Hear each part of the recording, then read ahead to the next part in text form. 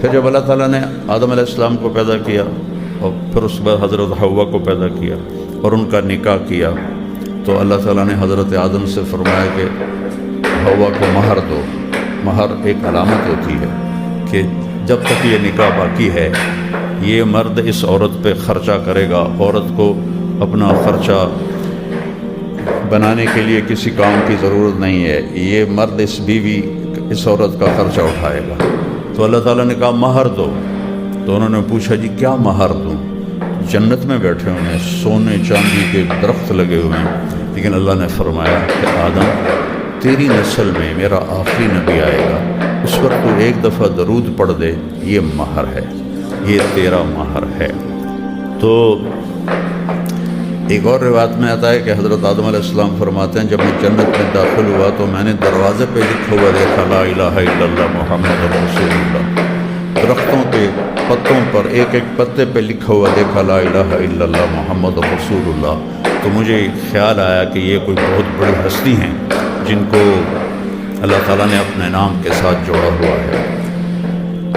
جب ابھی آدم علیہ السلام جنت میں ہے، وہاں سے تذکرے شروع ہو گئے ہمارے نبی کے اور ان کی آمد۔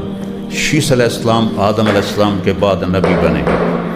ایک دن آدم علیہ السلام اور ہمارے آدم علیہ السلام کے 10 بیٹے تھے، لیکن ہمارے نبی کے جو والد بنتے ہیں وہ شیس علیہ السلام بنتے ہیں، شیس بن آدم۔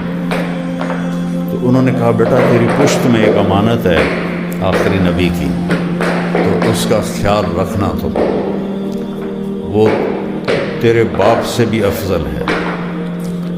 تو شیس علیہ السلام نے پوچھا کہ کیا بیٹا باپ سے افضل ہو سکتا ہے؟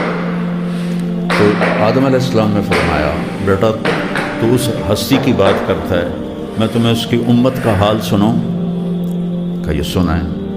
کہا میں نے ایک خطا کی، اللہ تعالیٰ نے میری خطا کو مشہور کر دیا، عصا آدم ربہ فغوا، قرآن میں آ گیا۔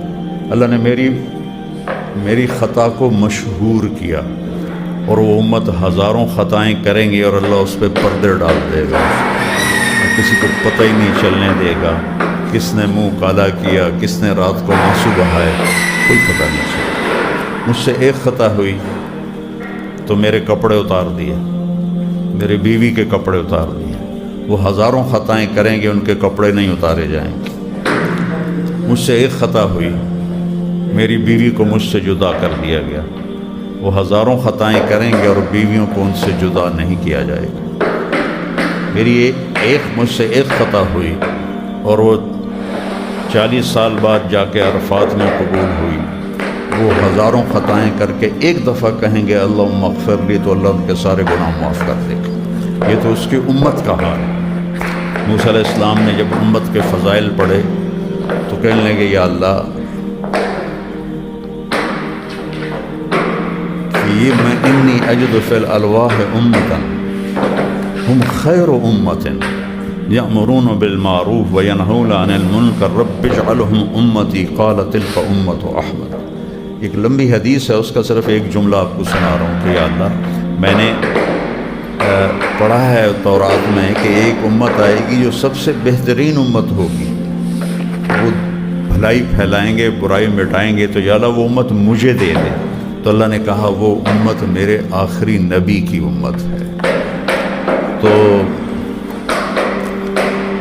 موسیٰ علیہ السلام کہنے لگے پھر وہ امت مجھے دکھا دے، کہ وہ تو ابھی وجود میں ہی نہیں آئے۔ کہ اچھا مجھے ان کی آواز سنوا، مجھے ان کی آواز سنوا دے۔ کہا آپ سنو۔ تو اللہ نے کہا یا امت احمد، اے امت احمد۔ تو عالم ارواح سے ساری امت نے کہا لبیک اللہم لبیک۔ تو موسیٰ علیہ السلام نے عرض کیا یا اللہ کتنا خوبصورت نغمہ ہے ان کا، لبیک اللہم لبیک، اللہ مجھے بھی ان میں سے بنا دے۔